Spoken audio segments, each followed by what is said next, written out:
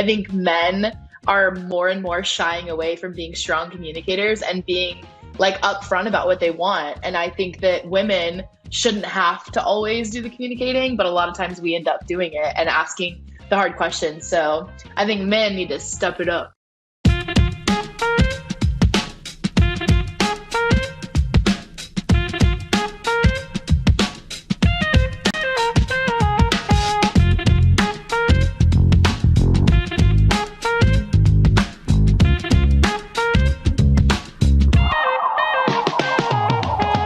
What's up, fam? Yes, it's only me today. Kait is no longer with HOD Dating. My coup d'etat is complete, and it's just me now. So that's either good news for some of you guys, and it's really bad news for probably most of you guys. No, I'm just kidding. Kait's sick. Pray for our queen. Today's episode is really, really special. I know we usually have deeper discussions, engaging conversation, and awesome questions.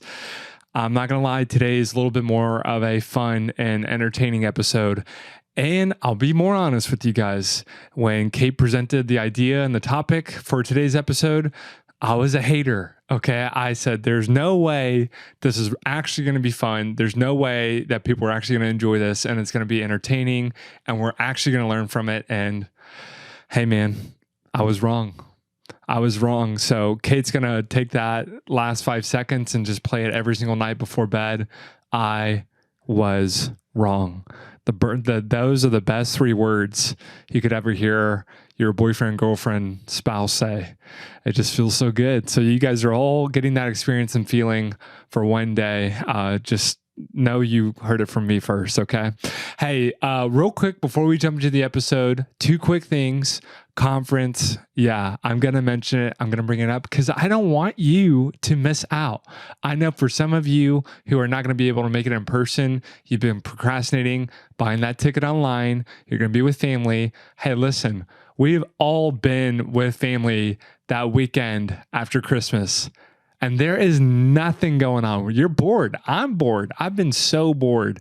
And we all get a little crazy. So invest in yourself. Start off 2024 with some learning, some great content, and community. I don't think people realize how much we really love our online community and how amazing, yes, the Zoom chat is during conference. We actually see a lot of people connect and have a great time from all over the US and the world. So we'd love to have you there if you are inclined to investing in yourself. Lastly, Patreon. Hey, we have hit over 100 patrons. We're so grateful. You guys are keeping the lights on at HOD Dating. If HOD Dating has blessed you in any kind of capacity, you just got that Christmas bonus, you just got that promo in Q4, we would love to say, hey, in 2024, would you consider supporting us at HOD Dating? Which, by the way, for our patrons, we just dropped a hot Q&A. A lot of them, like we were so impressed. You guys are so smart. And the questions that you guys asked were really amazing. One of my favorite ones was, how do you keep that romantic feeling alive within your relationship without crossing physical boundaries? Awesome question that we loved answering on Monday's episode. So that's all I got for you guys. Enjoy the episode today. I will say, Lacey is one of the funniest people I've met. I mean, she is pretty unhinged and she is pretty funny, and I have to admit that. So kudos to Lacey. I was cracking up the whole entire time. She is much funnier than I am, so I think you guys are really going to enjoy the episode we got today. Love you guys.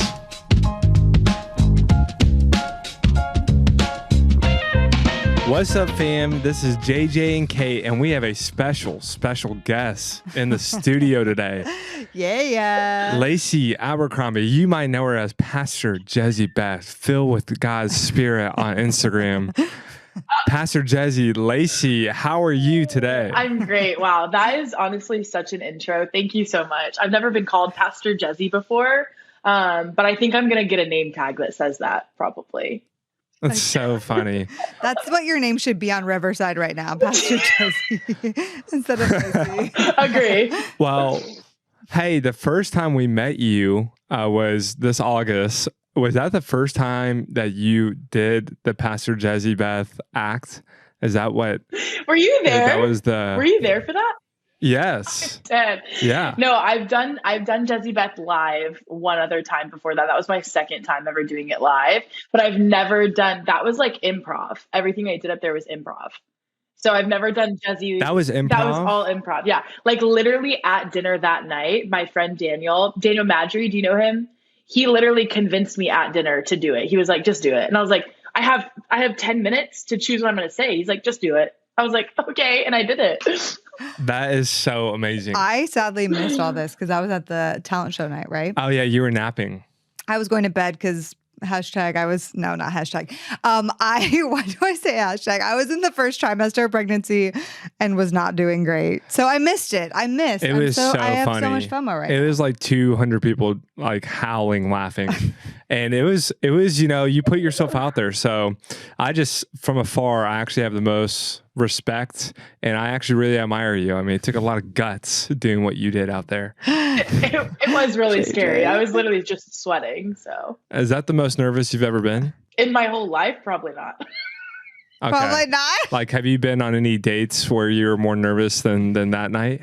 So I literally can think of one. I was so nervous that I waited in the car like for probably, I think I was like 10 minutes late because I was just sitting in the car in the parking lot. One of my friends was like, hey, I'm going to call the police and they're going to come escort you into the date if you don't get out. I was like, okay, I'll do it. What were you doing? Were you just sitting there, like looking out the window, or? I was trying to hype myself up to go in because it was a blind date. We had never met in person. Like his sister set us up, and so I was just hyping myself up. I'm like, you can do this. You got this. You can do hard things. You can do this. And I ended up going in, but I was really scared. Was it blind, or like you had an idea what he looked like? No, I knew what he looked like. I obviously looked him up on LinkedIn. Right. On LinkedIn. Absolutely. It wasn't true Love is Blind style where you're like, what does he look like? Is he like, I don't know. Would you do Love is Blind? Absolutely not. I don't want to like sit Why in a not? box. You literally sit in a room by yourself and you talk to somebody, but you can't see. I don't know. Well, I guess it's similar to talking on the phone. I guess. You just don't like being put in a box, do you? I hate being put in a box. I never want to be put in a box. Pastor Jezzy can't be put in the box. Yeah, don't ever, cut off my creativity like that and put me in a box. Oh my God. I just don't. Yeah, I don't think I'm made for Love is Blind. I think I'm made for Love is not blind. Love is visionary. So, well, before we jump into our fun episode today, I think we're just curious, like State of the Union, what's going on? You told us on the pre-call, some people and friends laughed when you told them that you were coming on Hard of Dating. Why would they laugh? Which is nuts. Why would they do that? That's not very friendly. They're probably listening to this right now, and I just want to say shout out. I made it on the Heart of Dating, even though I'm single and have been for a really long time. I guess my friends just know that I'm single and I'm really happy being single, and so it's gonna take the man of my literal dreams to show up on my doorstep. Like God is gonna have to bring him on my doorstep, and he has to have a sign from God that says like I'm him for me to like let up on my standards. So all my friends know that. They're like, yeah, it has to say I am him from God, and then I'll be like, that's him. This is it. I think, God, is this really you? So was this like a prophetic word given from a friend, or is this just like you had a vision, and a dream yourself? Neither. I'm at this point, like I'm 30 years old, I'm single, and I think you date, obviously you date to marry, like, especially if you're a Christian, like that's why you're doing it. But for me personally, like, it's like, I know exactly what I want. And so I'm looking for I'm not looking, he's looking for me probably, right? God, hello. But I'm not actively going to pursue God, if you're there. I'm not actively going to pursue a relationship with anybody who's not anything short of exactly what I know I want. And so it's like, I'm 30 and I've already waited this long. I can wait longer for it to be right, Yeah. And we always say for people hey, if you're totally content and you don't feel like you need that right now, then keep living your life. You know, for people who are listening, there's some people who are like, oh, but I like really want that right now. But they're still sitting at home, not doing anything about it. I think there's two different sides to it. Like, you know, they're like, but I want that right now, but I'm not going to do anything. I'm just going to sit here versus you're like, I want that, but I'm also like super satisfied where I'm at right now. Right. So if it comes into my path, amazing, but I'm not like actively looking for it because I just love the season God has me in, which is amazing.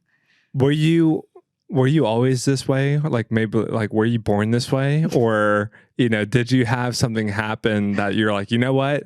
I'm good. I'm Gucci and I'm not going to compromise or settle again until this guy shows up on my doorstep with the word from God and a sign. No, I was not always this way. Absolutely not. I have settled many times in my life. And I think that is what has taught me to be this way is like, I just realized before, like I've sold myself short so many times and especially allowed men to like tell me who I was. And so I think it's just been in the last year and a half that I've really allowed God to like form and shape who I am and decide who I am for me. Like he's like, I wake up in the morning and I'm like, oh, I'm so incredibly valuable because I belong to Jesus. He's given me so many gifts and the right person will see those gifts in me and appreciate them. But I'm like super independent, very much like I'm not a damsel in distress. I don't need to be rescued. And which a lot of people call that masculine energy. I like build my own furniture and I can put IKEA stuff together really well. And so,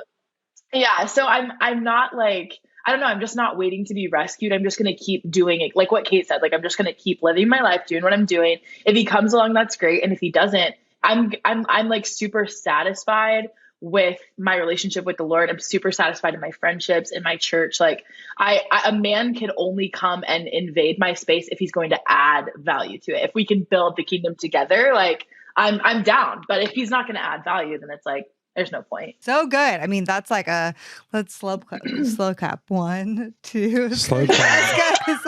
Why does it have to be slow? I don't know. I just thought I'd throw it in. I'm awkward. Okay. It's usually a golf clap, but okay, we can do a golf clap. That is so funny. Well, I didn't know you. People are like, "What is going on?" I know. Okay? I didn't know. I love it. You. So you know your way around with a saw. Oh, I don't have a saw, but I know a thing or two about screwdriver heads. Okay. Do you have a favorite screwdriver head? Like your flathead? I don't have a favorite. I don't really pick favorites. I know what they look like and I know how to size them correctly. So okay, I think that's really important. I agree. Okay. Well, I think you did a great job selling yourself indirectly right there. You can put together IKEA furniture. Happy and independent. She is single. And her Instagram handle is Abercrombie Lacey, everybody. No, we seriously, listen, I'm like all for people shooting their shot. And, you know, I know you get this is the best place as a single person to come on the podcast because, you know, it's all single people listening. Listen, if there's one thing that I'm always going to do, and this is where we can end my intro, but there's one thing I'm always going to do is if there is a man that I'm like, that guy is, he's him, I'll shoot my shot. I've shot my shot in the last year multiple times. We haven't really gotten the goal, but I'll shoot my shot.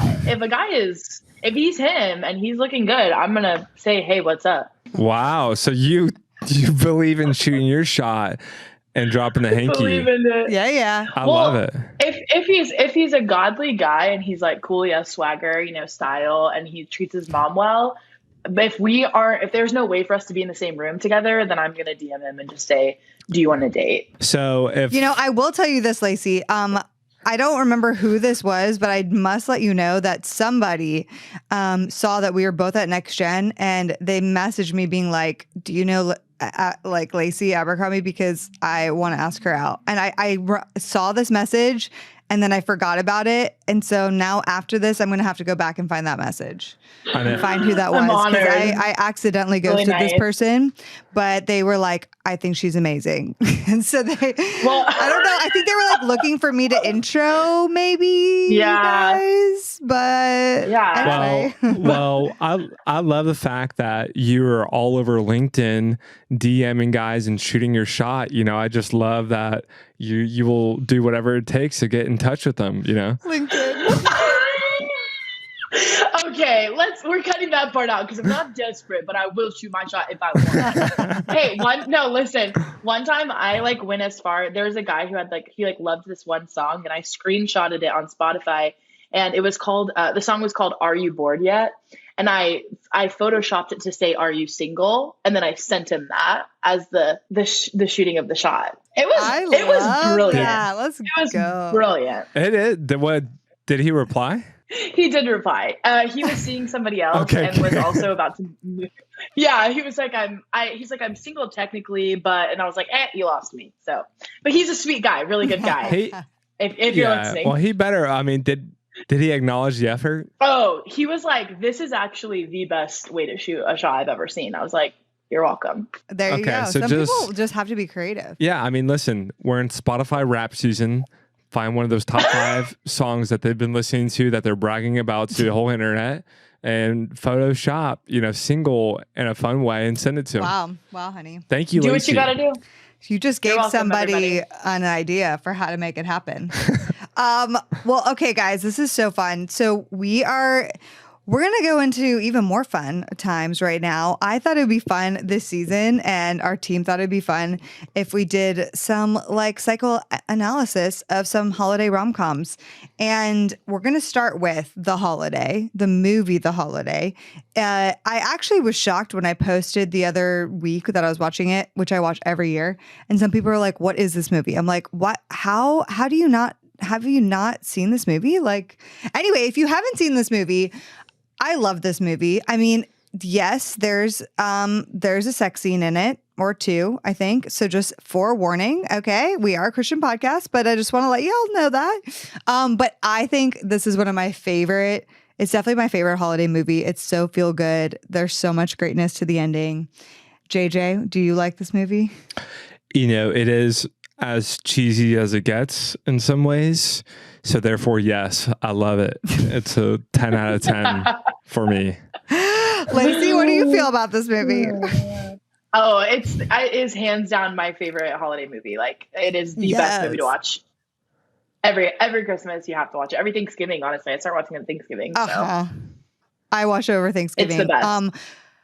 It's so good. And okay, so we're going to break it down right now. We're going to break down the characters, kind of like where they're starting and then how they end up. And it's just, as I was preparing for this episode and thinking through it, I'm like, there's so much goodness in what happens in this movie through these characters. It's so beautiful. It's so cool. I'm just pumped about it. Okay, so first of all, let's start with, we're going to start with each character, and then why don't we say who we relate to the most of them after we go through them? How's that sound? Does that work? Yeah, I think it's perfect. Okay, let's start with Cameron Diaz, who plays Amanda Woods. Lacey, how do you feel about Cameron Diaz? Amanda Woods, I should say. How do you feel about Amanda? I love Amanda, and I definitely relate to Amanda the most because she's all you women who are independent, throw your hands about me. She doesn't need a man. She puts off very masculine energy in the sense of she's even whenever the beginning scene where she gets cheated on, she's she doesn't even really cry then. She's just angry. She just is she kind of I love her character and I love her as an actress. She's just amazing. But she's definitely who I relate to the most. Spoiler alert, everybody, that's who I am. And she comes off, she is definitely that hashtag girl boss. She runs this what is it, maybe a movie trailer production company, and it starts off, like you said, she's getting cheated on by this guy. I think does he play Captain America? Who does he play later on, that actor? I don't know, that guy. It's not Chris Evans. It's not Chris Evans. Sorry. No, he's good. But anyway, so he's cheating on her, ends up admitting it to her. And one thing I think is really interesting is she doesn't even cry. It's she doesn't show any emotion. And it like as you learn in the story later on about her history and her dad like left her at a young age, she learned at a young age to suppress emotions. And so now she has a hard time crying, which I'm like, oh my gosh, I'm sad for her. Like I love her and I'm sad for her that she like can't cry. And she like actually tries to cry multiple times in the movie. She's like, come on, tears. Like it's so funny. She's like, please. But we talk a lot about attachment style. I would say Amanda's definitely avoidant in terms of that's like somebody who suppresses their emotions. They're not as in touch with their feelings and emotions, very much non-criers. and just like they're good. They're good with or without people. So I'm not saying Lacey, that's you. I'm not saying you're avoidant, but I do think Amanda is avoidant. Unless you are. Okay, I don't know. Now, do you identify I'm honestly not with sure. her? Okay. We're going to have to take a test after this. We'll send you a link. Well, no, she is like Enneagram. I'm almost positive she's an Enneagram 8, and I'm an Enneagram 8. I'm an Enneagram 8 wing 7. I think that's exactly fun. what she is. Totally. You think so too? Oh yeah, for sure. Like she's spontaneous. You see the spontaneity in her, and she's definitely like says it how it is kind of gal. Wait, does Pastor Jezzy Beth believe in the Enneagram, or is it controversial for her? Yeah. Well, Pastor Jezzy would tell everybody that she's a 10. And then she says, she's like, oh, I'm a 10, not on the Enneagram, just in general. So I think, yeah, she likes Enneagram. That's funny. I like that one. That would be what she says. I can see that. I can see that would be.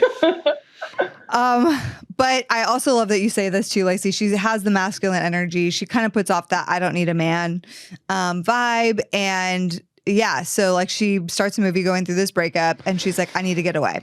She's also workaholic, so she really does need to get away and to just take a break. Eventually she meets her love interest, Jude Law, aka Graham. And I would arguably say he's one of my favorite in the whole movie. So what about Lacey? Do you love him too? Who's your favorite guy in the movie? I love him. Absolutely him. 1000%. I'm a major weeper. I'm a weeper. I'm like, oh my gosh, I love you. You guys have awfully big smiles right now. Well, Kate's eyes have like a sparkle in them. Like I've never seen a cartoon sparkle in someone's eye until like 5 seconds ago. It's that scene the next day, like after they first meet and he puts on the glasses in the kitchen and it's the Mr. Napkin Head scene. It's like, it's just, he's great. So are you great, honey? You're like great dreaming. too. You're like dreaming about it. Okay, I get it. Listen, he's too perfect. That's my only thing with him is he's too perfect. You don't see a bad side of him. I'm like, where's the drug addiction? Where's the gambling habits? Like this guy is emotional. He's kind. He's a dad of 2 girls. He's funny. Single dad. Yeah, I'm like. And he's a widower. Like, it's not even he got divorced. Like, he lost his wife. Like, are you kidding? It's literally perfect. She died and quickly, and it's perfect. Like, the only thing he might not have going for him is that he might still not be over his ex-wife or his wife that passed. But that's like women love that and that. You know, he cared about her. I know. So, okay, here's my question. Does he have any weakness? I don't. Except for that he cares too much. I don't think he does. I don't think he does either. I'm going to be honest. I think he's America's heartthrob, especially in this movie, The Holiday. He's him. He's him. He is him. Yes. He is romantic. He is selfless. He is a great dad, and he's doing it as a single parent. You know, I think his only weakness is there are scenes where he admits that he's like hooking up with women, and that's probably his downside because he's like grieving and coping in an unhealthy way. So there you go, honey. That's his weakness. I think they're doing a disservice by, painting such a perfect man and the imagination is like, anyway, but it's a rom-com. Okay. I understand. Okay. Let's talk about his Enneagram. I think he's an Enneagram 2. Like, meaning like he doesn't want to be a burden to others. He just wants to like help people and love people. I don't know if you guys disagree, but that's where I was landing. Well, Lacey and I looked at each other because I don't know if we know the Enneagram well enough that we were both like, yeah, like which one's that? No, I know the Enneagram. Enneagram. It's the helper. Yeah. He's the helper. Oh, and okay. I would agree. I know I'm with it. I am with it. I've heard 2s and 8s, by the way, go really well together, which obviously Amanda Woods and Graham end up together. Spoiler. Why is that? Perfect. Well, because it balances. And a healthy Enneagram 8 will go to 2, I think. I'm not an Enneagram expert, but. Yes, you're right. You're correct. A healthy 8 goes to 2. And I think, I think Enneagram 2s and 8s work really well together because the 2 is like a big helper, sweetie, angel, servant. And then the 8 is like running the whole show, like in charge and needs to be like cared for that way. So I think they really do work well together. It's kind of like I have a friend of mine who's an 8 and her husband's a 2, and it couldn't be Jess and John. It couldn't be a better pairing of a couple. So it's not like Batman Robin. He has softened her so much just in her Enneagram 8-ness, like in her, like she is amazing, but like just he has come in and just I've seen their relationship and it's like softened her being around his like gentle spirit all the time has made her more gentle. So I think that pairing of Enneagram 2 and 8 is chef's kiss. A million %. Moving forward from the perfect Graham, who's just perfectly perfect. Kait Winslet. She is Iris. Great name. Oh my gosh. Great actress name and great name in the movie. I just have to say, so this is the one I relate to the most. I relate to Iris so much from my past life. So sad for her. It shows her at the beginning, like being in love with this guy, which we'll spend like 5 seconds on, Jasper.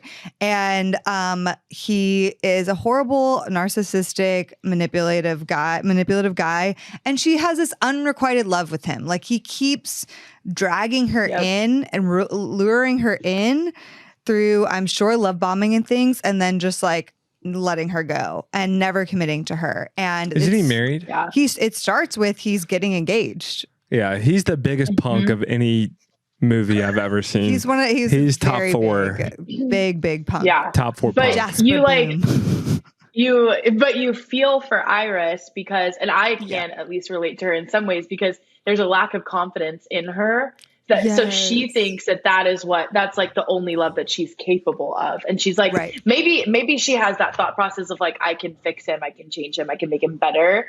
Right. So you almost like feel for her. It does make me sad for her too. But it makes me so sad because you also have to imagine she's probably in a cycle of abuse with this guy, like emotional abuse. You know, he's stringing her along and then making her feel amazing and then dropping her and then comes back around and is like, oh, you know, and so she's in this cycle of emotional abuse with this guy.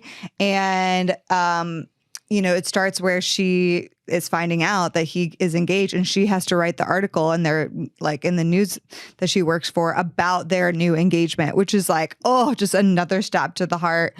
And so I just feel so sad for her, but her story gets amazing. I love her character development like throughout the movie, which we'll talk about. But I also kind of think that, she is definitely, in my opinion, an ambivalent attachment style, goes back and forth. Anxious or ambivalent, I can't really say for sure, but I'll just leave it there. And Enneagram wise, I think she almost is a 2 as well.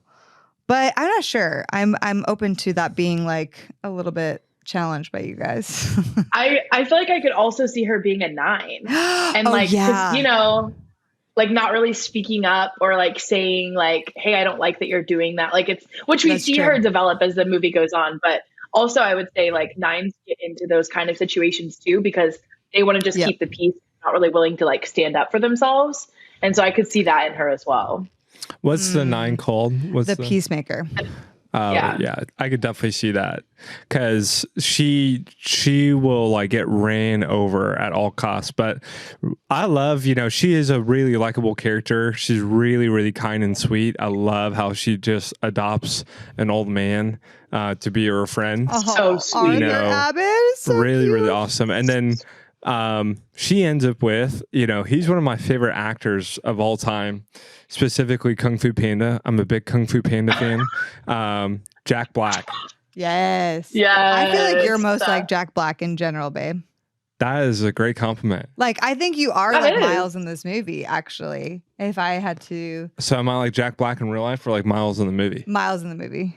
Not like Jack Black in real life. Well, I don't know him in real life. He's cool, funny, I just know awesome. the fake versions of him in movies. Well, he was cool and funny and awesome in this movie too. He was. I think he is a fun master. He doesn't have like the biggest storyline in the movie. Yeah. Which I think is unfortunate. I think it would be fun to learn a little bit more about him. No, I love, he doesn't have the most confidence in the world, but he's super genuine. Yeah, and I think in the LA scene, that kind of hurts him, being so genuine with feelings on his sleeve and authentic. It works against him. He always talks about how his girlfriend Maggie, because he has a girlfriend in the movie for most of the movie until the end, is like so out of his league. And so just comments like that, which I think is a good lesson for everyone. Just, not always saying like the person you're with is so out of your league when you actually mean it. Like, because it's kind of just like always a diss to yourself and shows that there's some insecurity there. Like, oh, I like scored big time. I have no idea what she sees in me kind of thing. And I also think he sees her a little bit with rose-colored glasses. I think he is also that hopeless romantic, a bit like Iris, and kind of just like, wow, this girl gave me a shot and that's amazing. And so I think he misses a lot of the rosy, like the red flags because he's looking at it through a very specific lens. We can relate to that, I'm sure. He also like shows just that sweet romantic, like that he just like, you can tell, especially towards the end of the movie, that he's like going to be a very good husband. Like he's going to be a good partner. He's very loyal. Like I think he's Enneagram 7, like life of the party, but 6 is the loyalist. Yes. I'm pretty sure it is, but they're like, you can see that in him. You can see that balance in him really well in his character. Cause I feel like he's going to be like a really good, steady guy. 100%. He's either 6 wing 7 or 7 wing 6 Enneagram wise. And just, he has that loyalty. I love that. He's like so committed. Now, Lacey, if both of them, okay, so let's just say that we got a scene with Miles with 2 beautiful little girls and he does napkin face and you see that really fun, safe, awesome dad side. He's a widower. They both show up to your doorstep wearing a sign saying, I am him from God. Will you go out on a date and marry me? But you can only choose one. Who would you choose? I would feel really overwhelmed if any man said, would you go on a date and marry me?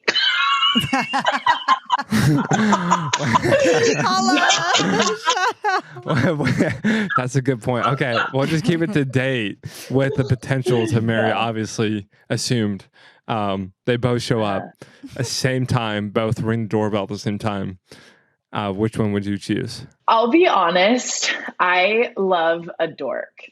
So I'm like super into like I like love a nerd. I love a man that can like go on about like Star Wars, Lord of the Rings. So I feel like I'd probably go more towards Miles just because he's like a little bit more in touch with how dorky he is.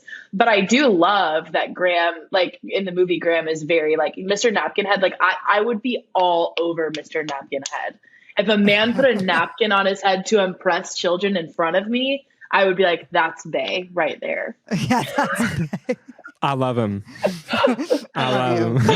I love him. Now, does it have to be in front of kids, or if he did Mr. Napkinhead to you on a date, would that also fly? I don't think that would fly as much. But what I love about Mr. Napkinhead, it does show that he's willing to go lengths to make somebody laugh. So I do love someone that is like willing to go lengths to cheer me up or make me laugh. And it is hard to make me laugh because I am really funny. So if you're a guy listening to this and you want to ask out Lacey, send her a video in her DMs of you as Mr. Napkinhead, just asking her out. And I think that, or a Star Wars monologue. Yeah, or show her your Star Wars Lego set. Lego set. And I think you have a good shot. I have a friend that has all of the little dolls from Game of Thrones, like a collection, and it's like the Funko Pop. Funko Pop. It's I'm like, he is amazing and so nerdy. Miles is awesome. And I love that. He is so dorky, like, and has fun, like, flair to his personality. That's why I think I ended up with No, Miles. I love Miles. I love him. He's kind of like you, babe. Yeah. We went over Jasper. I don't think there's anything more to be said. He sucks. The worst. But I want to literally just go away. I just like get triggered looking at him in the movie. I'm like, I want to punch you. Like, no, sorry. Just like I do. Him so frustrating. and Matthew McConaughey in The Wedding Planner both make me so mad. Don't even go there. No, it's the same thing. Matthew McConaughey is not the same as Jasper. No. They're both engaged and they're both flirting and leading on a woman. Okay. While they're engaged. Would you be be cool if I did that? What's his name in The Wedding Planner? I can't remember. I agree, but I can't. Matthew is not the same narcissistic manipulator. Oh, he's just a cheater. He's a kid's doctor. And a cheater. All right, moving right along. Oh, yeah, you don't like that take, do you? So next, I want to talk about why these relationships work really fast because I think it's important. So, like Amanda and Graham, I love them in the end because with somebody so opposite of her, because Graham is so opposite of her, right? He's a weeper. She can't even cry, like he is not obsessed with his work and is like a stay-at-home dad with a job, and she's like a workaholic. So they're very opposite, but like Graham teaches her and like opens up a soft part of her heart, and it allows her to get back in touch with her emotions and be vulnerable, which who knows, because we don't know her whole history. It could be like some of the first times she's ever is vulnerable. And it's so sweet. It's so beautiful. And by the end, you see her cry for the first time ever. And it's the cutest. I love it. I'm like, she got her heart back. She got her heart back.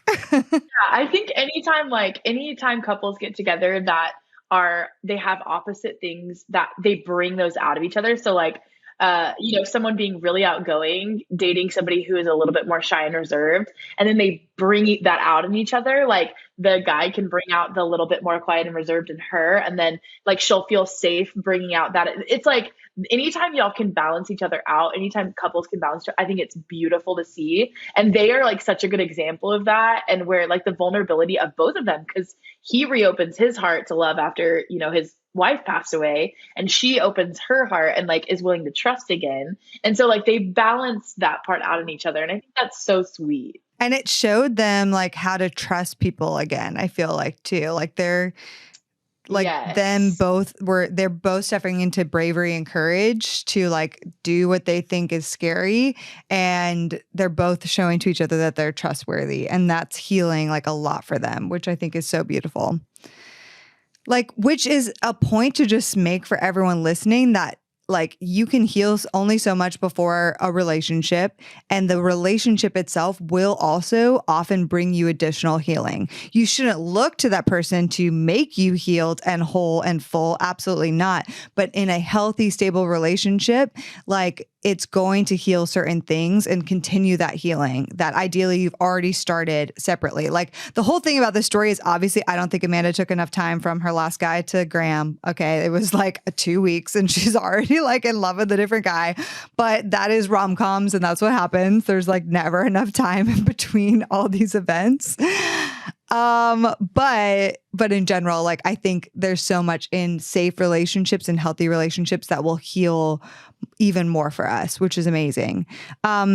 Let's talk about Iris and Miles, because I am obsessed how Iris got her main character energy. Like she was playing the best friend and she needs to be the hero. What is the line? Like whatever, the main character. And that's Arthur's line to her. And it's one of my favorites in like the whole movie, that little scene. And she gets her main character energy back, you guys. Or she maybe gets it for the first time. She really does. We all know, Lacey, you know what main character energy is, right? Obviously. Hello. Duh. So, hello. And you think that she got hers? Like would you just say it's confidence or it's main character? Oh, she has gumption. That's what the word. You love that word. It comes and I have something that feels like gumption. She says that. Yeah. Oh, okay. So she does find her backbone. Yeah. She finds some swagger. Mm-hmm. She does. Like Jasper comes to fly out to her like the sticky prick that he is, uninvited, and finds out where she is. And she ends up completely sticking up for herself and having this moment of like, why am I even talking to you? Like, why are you here? You need to leave right now. And it's like this great scene. I love it. Everyone's and cheering. She's like, and he's like, what's going on with you? Like, and she's like, I have something that feels like gumption, you know? And she walks out. Ha! Like she does that. I love her. She just like her growth into confidence, into knowing her worth and value, into standing up for what she needs. And like, it's so cool. It's so beautiful. I love her Iris's change. It's like the best. She becomes like a butterfly, you know, guys? She's like caterpillar that. And I feel like she didn't, what I love about her character is she didn't change because of Miles. Yeah. Like she wasn't changing for him. And like, it's kind of different from Amanda Woods and Graham's because they did like bring that out of each other. But I feel like in the movie, Iris found that kind of on her own. Like she was on a like an individual journey, and Miles kind of came alongside, which that I love that. Yes, you're so right. And if anything, Arthur was the one, the old guy, the sweetie old guy that like helped her even more with her, like stop playing the part of the best friend thing and like helped increase her confidence. And I think then Iris like bleeds that onto Miles, who was also struggling with confidence, which is amazing, kind of giving him like this taste and view of what newfound confidence can look like, to the point of he also gets cheated on, horrible, by his girl Maggie, and he like even contemplates taking her back and listening to her, but then he doesn't. And I think that is also like a display of how they're bringing that confidence out in one another, which is so cool. Yeah, I agree. I agree. I actually think that is cool how they kind of, and that's what I hopefully, maybe the big takeaway is a healthy relationship should leave you encouraged. A healthy relationship with a healthy partner does encourage you, does instill confidence in you. Whether or not you end up with them because you dated them, because you knew them, you're walking away with more confidence in who you are than you were before you met them. I totally think that should always be the case. So good. In a healthy relationship. So good. Yeah. I love this movie. Babe, I might make you watch it again tonight with me. Yeah, let's do it. What was the other movie that we were supposed to watch tonight? Oh, we're also supposed to watch Meet the Parents. Oh, Meet the Parents. We were doing an episode on Meet the Parents, and we're like, let's rewatch that. It's so fun with Ben Stiller. I love that. It's such a good movie. So fun. So fun. Yeah, you know, it is fun to actually psychoanalyze a rom-com. I wasn't as sold on this idea, but this has been a fun journey with you guys. I've really appreciated being a couch therapist with you guys, and I'm actually kind of surprised at how much I took out of it. You know, I would say for any guy listening, this is a great tip. If you watch this movie, just pay attention to Graham and Miles. Like, I think almost every girl listening to this is like, they want a Graham or a Miles. They're such great guys, and they're filled with commitment, the emotional side, the fun side, especially of Miles. And so, guys, if you want some lessons on what a lot of ladies are looking for, you could probably find it between Miles and Graham in The Holiday. Well, can we say the opposite is true? If you're a girl, be like Iris and be like, I think they had more character like development that needed to happen. So development. I would say maybe the end version of these girls, not the beginning. Date for potential is what you're saying. No, I'm not saying that. No, never. Just in the rom-com movie that you guys love so much, is it allowed? Right. Absolutely. Yeah. Exactly. That's exactly what we're saying. That's it. Yeah. Totally. All right. Lacey, you're so fun, girl. This was a blast. Thank you. Y'all are so fun too. I had so much fun. I want to be on again. So call me anytime. We will. And we will tell all of your private dating stories. No, I'm just kidding. No, if we did have you come back on, what would we talk about? Is there any topic or dating thing that you think is overrated, you're frustrated with, that you want to school? Like, what is your hot take when it comes to dating? I think communication is is under talked about, the importance of like effective communication. I think men are more and more shying away from being strong communicators and being like upfront about what they want. And I think that women shouldn't have to always do the communicating, but a lot of times we end up doing it and asking the hard questions. So I think men need to step it up. Dang. Hey, that's what those men minisodes on Fridays are, babe. I know. You're raising up this we do men. men's minisodes that we need to have you come on. Well, so you're saying that we need to communicate about being more effective communicators. Yeah, we need to be like, yeah, it makes sense. It does. Yeah, it does. It does. Okay. Well, it's been a joy. It's been an honor to have you, Pastor, on this chat. Pastor Jesse. I think you had some really great insights. I love it. You had a really good word, and no, it's actually been really, really fun having you on. And I laughed a lot, and I'm sure everyone in the audience did as well. So thank you so much for coming on Heart of Dating. And I don't think it'll be the last time. I don't think sometimes so, we know whether or not it's the last time, and we would love to have you come back. We wouldn't say it's not going to be the last thanks, time guys. if it was like, Yeah, we're just locking it in. Yeah, right. Bye. We're locking it in. I like the communication. Yeah, I'm trying to be a strong, honesty. effective communicator about what I want and what Clarity I want to is see happen. kindness, okay? Yeah.